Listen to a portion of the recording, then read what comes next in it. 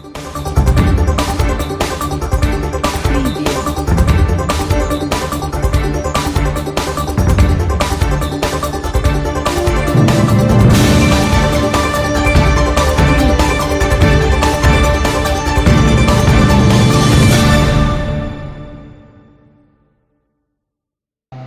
आज की तारीख में बहुत ज़रूरत इस बात ने की है कि किस तरीके से लिटिगेशन फंडिंग की जो बात आप कह रहे हैं या आपकी कंपनी लिटिगेशन फंडिंग की जो कॉन्सेप्ट लेके आई है उस पर थोड़ा सा हमारे रीडर्स जानना चाहिए।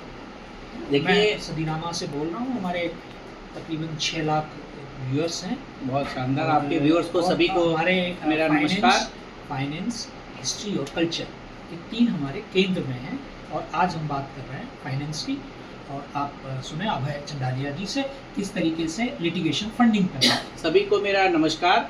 लिटिगेशन फंडिंग कंसल्टिंग एक नया कॉन्सेप्ट है इंडिया के अंदर में। विदेशों के अंदर में यह पुराना कॉन्सेप्ट है और यह पुराने विदेशों के अंदर में वकीलों को भी अलाउड होता है। इसका मतलब ये होता है कि जीते नहीं तो पैसे नहीं। आपको अगर जीत जाएंगे तो वकील एक परसेंटेज टर्म्स के अंदर में पैसे ले लेते हैं। तो इंडिया के अंदर में ये परमिटेड नहीं है वकीलों को और चार्टर्ड अकाउंटेंट्स को। लेकिन अगर आपकी प्राइवेट लिमिटेड कंपनी है तो AK बालाजी का सुप्रीम कोर्ट का केस है, उसके बेसिस पे यह बिजनेस करा जा सकता है। इसमें क्या होता है कि एक व्यक्ति है जो 10, 20, 25 साल से अपने मैटर को लड़ाई लड़ रहा है।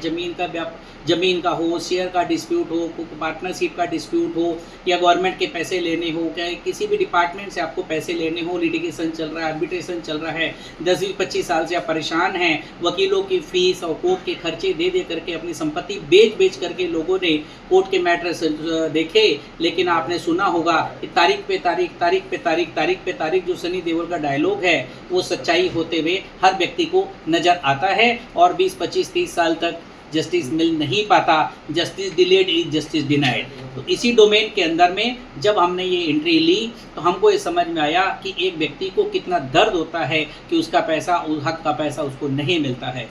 लेकिन तो हम कैसे करते हैं कि हम एक केस की पूरी स्टडी करते हैं, उसकी स्ट्रेटजी बनाते हैं। Right person at the right time at the right place with right strategy can give you right result. तो सब्जेक्ट मैटर एक्सपर्ट को इंगेज करते हैं, उसके जो कंसर्न रिटायर्ड जजेज हैं उनकी ओपिनियन लेते हैं, उन लोगों से कंसल्ट करा जाता है। तब जाकर के फैक्ट ऑफ द मैटर या रिव्यूज़ जब होते हैं कोर्ट के अंदर में तब हम उनको डाल करके उनका समाधान देने का कम से कम टाइम के अंदर में प्रयास करते हैं। और इसके एवज में हम हमारी फीस जो भी परसेंटेज में तय हो जाती है वो उनसे हम उस समय लेते हैं जब उनका पैसा या उनकी संपत्ति का हक उनके अकाउंट में या उनके बैंकों में पैसा आ जाता है और ये एसेट का पोजीशन उनको मिल जाता है। तो उसको भी दर्द नहीं होता है। वो पूछता है कि आपको जल्दी है, हमें जल्दी। हम आप बताइए सर जल्दी हमें कि आपको, हम आपके रिस्क के ऊपर में, आपके एसेट के ऊपर में, आपके डिस्प्यूट पे हम जब पैसा लगाते हैं और तो और ये पैसा आपसे मांगेंगे नहीं किसी कारण से अगर हम हार गए तो। इसी को लिटिगेशन फंडिंग कहते हैं। इसको नॉन रिकोर्स फंडिंग कहा जाता है कि अगर कोई नहीं जीता तो एक दूसरे के ऊपर किसी का कोई क्लेम नहीं है। यह बहुत ज़बरदस्त तरीके से यह फ्लरिश कर रहा है पूरे देश के अंदर में। आपको जान के हैरानी होगी कि 5.5 करोड़ केसेस ई कोर्ट्स के अंदर में आप देख सकते हैं। DRT वगैरह NCLT के छोटे मोटे केसेस को और जोड़ दिया तो 5.5 करोड़ का एसेस बन जाएगा। तो यह $1 ट्रिलियन से ज़्यादा बड़ी इंडस्ट्री है।